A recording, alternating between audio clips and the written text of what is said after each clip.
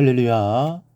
사랑하는 대강의 가족 여러분, 오늘 하루도 하나님의 말씀과 동행하는 삶이 되길 소망합니다. 오늘 함께 나눌 하나님의 말씀은 갈라디아서 3장 10절에서 12절 말씀입니다. 무릇 율법 행위에 속한 자들은 저주 아래에 있나니 기록된 바 누구든지 율법책에 기록된 대로 모든 일을 항상 행하지 아니하는 자는 저주 아래에 있는 자라 하였습니다. 또 하나님 앞에서 아무도 율법으로 말미암아 의롭게 되지 못할 것이 분명하니 이는 의인은 믿음으로 살리라 하였습니다. 율법은 믿음에서 난 것이 아니니 율법을 행하는 자는 그 가운데서 살리라 하였느니라. 아멘. 기독교에서 율법과 믿음은 항상 논란의 대상이 되고 있습니다. 율법이 중요하냐? 믿음이 중요하냐? 이것은 기독교 안에서는 믿음이 중요하냐, 행함이 중요하냐라는 말과 같습니다. 이 문제에 대해서 오늘 본문은 어떤 교훈을 주고 있는지 함께 살펴보며 은혜를 나누고자 합니다. 첫째는 율법 행위만 주장하는 자들은 저주 아래에 있는 자들입니다. 오늘 본문 10절 말씀은 우리가 아주 눈여겨보아야 하는 말씀입니다. 거기서 바울은 이렇게 말씀하고 있습니다. 무릇 율법 행위에 속한 자들은 저주 아래에 있나니. 제가 질문 하나 드릴 텐데 속으로 한번 대답해 보시기 바랍니다. 율법이 신앙적인 것입니까? 아니면 불신앙적인 것입니까?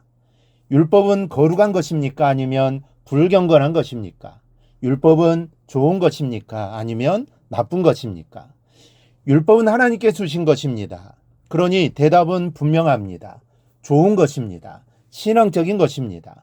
하나님이 우리에게 좋지 않은 것을 주실 리가 없기 때문입니다.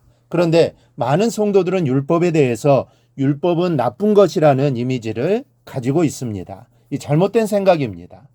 오늘 10절 말씀 율법 행위에 속한 자라는 말을 기억해 두시기 바랍니다. 율법에 속한 자가 아니라 율법 행위에 속한 자라고 했습니다. 율법이 나쁜 것이 아니고 율법 행위만 주장하는 것이 잘못된 것이라는 말입니다. 그것은 저주 아래에 있는 것이라고 했습니다. 왜냐하면 인간의 능력 때문입니다. 율법의 요구를 충족시킬 만한 거룩함, 능력이 인간에게는 없기 때문입니다. 그래서 율법책에 기록된 대로 모든 일을 항상 행하지 아니하는 자는 저주 아래에 있는 자라는 말씀입니다. 여러분, 율법의 행위를 통해서도 구원받을 수 있습니다. 율법은 하나님이 주신 것인데 어찌 율법대로 행하는데 구원을 받지 못하겠습니까? 그러나 인간의 현실을 볼 때는 불가능합니다. 단 한 번도, 단 한순간도 실수하지 않고 율법으로 온전히 지켜낼 수 있는 사람이 누가 있습니까? 그래서 율법의 행위를 통해 구원받으려는 사람은 저주 아래에 있다라는 말씀입니다. 이는 마치 신체의 한 부분이 병들면 전체가 병든 것과 같습니다. 다른 신체 부분들이 아무리 건강해도 한 곳이 병들면 병든 사람이 되는 것처럼 단 한 번만 율법을 지키지 못해도 율법을 지키지 못한 결과가 되는 겁니다. 그러니 구원이 없고 지옥이라는 저주만 남습니다. 그러니 우리는 율법으로 구원을 받으려고 해서는 안 됩니다. 아니, 구원을 절대로 받을 수 없습니다. 절대로 하나님이 원하신 만큼 지킬 수 없기 때문입니다. 이 사실을 잊지 말아야 합니다. 둘째로 인간은 오직 믿음으로만 살 수 있는 것입니다. 본문 11절에 있는 말씀대로 인간이 살 수 있는 길은 오직 믿음에 있습니다.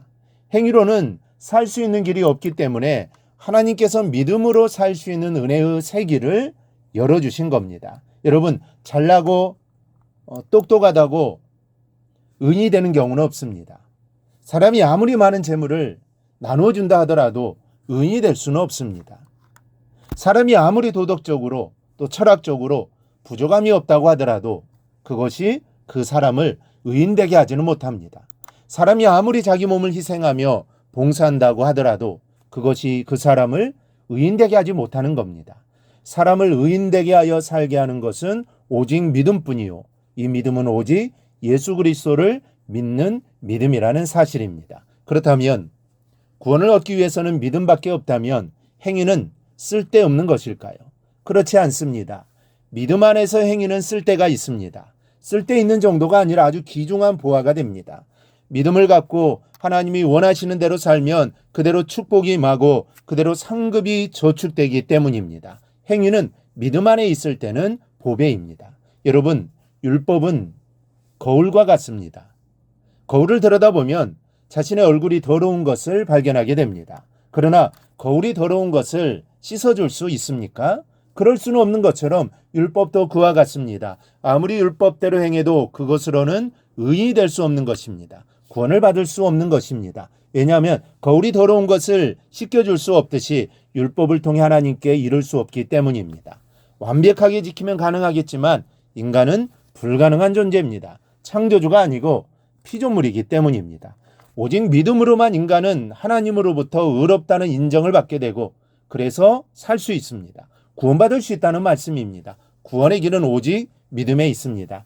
그리고 행위는 구원의 길은 아니지만 상급의 길이요 축복의 길입니다. 그래서 우리가 항상 말씀대로 사는 것이 중요합니다. 여러분에게 이 두 가지가 함께 있기를 바랍니다.